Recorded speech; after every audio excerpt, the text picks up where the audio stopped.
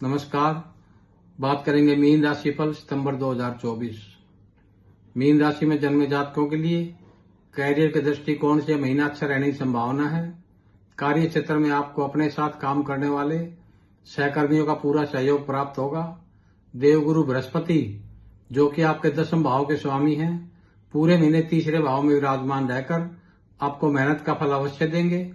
महीने के पूर्वार्ध में 6ठे भाव के स्वामी सूर्य 6ठे भाव में विराजमान रहेंगे, जिससे आप अपने विरोधियों को परास्त करने में सक्षम रहेंगे। कार्य क्षेत्र में आपको सफलता मिलेगी। महीने के उत्तरार्ध यानी 16 सितंबर को सूर्य 7वें भाव में जाएंगे, जहां पर केतु पहले से ही विराजमान हैं और उन पर मंगल और देवगुरु बृहस्पति की दृष्टि बनी रहेगी, जिससे नौकरी में पदोन्नति के योग बनेंगे। व्यापार करने वाले जातकों के लिए समय लाभदायक रहेगा।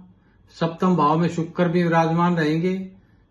मंगल बृहस्पति की दृष्टि होने से व्यापार में आपको सफलता के योग बनेंगे। महीने की शुरुआत में 7वें भाव के स्वामी बुध 5वें भाव में विराजमान रहकर आपकी आमदनी को बढ़ाएंगे, व्यापार में उन्नति करेंगे। 4 सितंबर से बुध सिंह राशि में 6ठे भाव में जाएंगे, जिससे व्यापार का विस्तार होने की संभावना है। विदेशी संपर्क आपके लिए फायदेमंद रहेंगे। 23 सितंबर से बुध कन्या राशि में आपके 7वें भाव में ही आएंगे, जिससे व्यापार में और अधिक सफलता मिलने के प्रबल योग दिखाई दे रहे हैं। यदि आर्थिक स्थिति को देखा जाए तो ये महीना आपके लिए धन लाभ लेकर आएगा। महीने की शुरुआत में बुध 5वें भाव में बैठकर 11वें भाव को पूर्ण दृष्टि से देखेंगे, जिससे आपको व्यापार में विशेष लाभ प्राप्त हो सकता है। इसके अलावा देवगुरु बृहस्पति भी महीने भर 3रे भाव में बैठकर आपके 11वें भाव को देखेंगे और आर्थिक उन्नति करने में सहायक सिद्ध होंगे। मंगल 4थे भाव में विराजमान रहने से पारिवारिक धन से कोई नई संपत्ति अर्जित करने में सफलता प्रदान कर सकते हैं। कोई अचल संपत्ति खरीदने के योग भी बन सकते हैं और मंगल की दृष्टि आपके 7वें और एकादश भाव पर होने से व्यापार में सफलता और अच्छे आर्थिक लाभ के योग बनेंगे।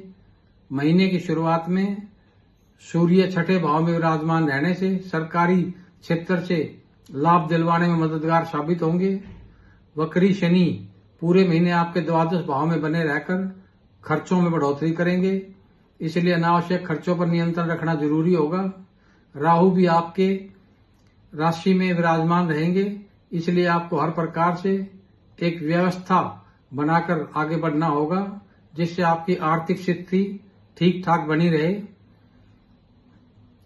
स्वास्थ्य की बात करें तो आपकी राशि स्वामी बृहस्पति 3रे भाव में विराजमान रहेंगे।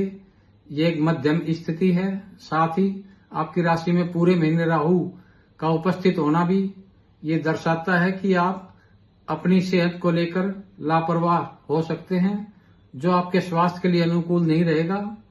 इसके अलावा शनि वक्री अवस्था में पूरे महीने आपके 12वें भाव में रहकर स्वास्थ्य को बिगाड़ सकते हैं, इसलिए आपको स्वास्थ्य से खिलवाड़ नहीं करना चाहिए।